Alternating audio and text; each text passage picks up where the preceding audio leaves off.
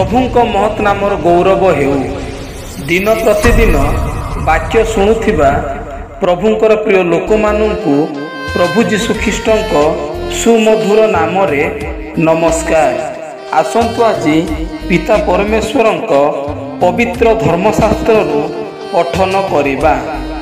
आउ सेमाने परस्पर डाकी कहिले, सन्याधिपति सदाप्रभु धर्ममय धर्ममय धर्ममय, समुदाय पृथ्वी ताहांक महिमारे परिपूर्ण। जिसाय 6 पर्वर 3 पद। वाक्य बुझिया पाई, वाक्यर कार्यकारी हेबा पाई प्रत्येक प्रभु साहाय्य करंतु। एही वाक्य द्वारा आपण माननकु आपण मानक परिवार को प्रभु बाहुल्य रूपे आशीर्वाद करंतु। धन्यवाद। आमेन।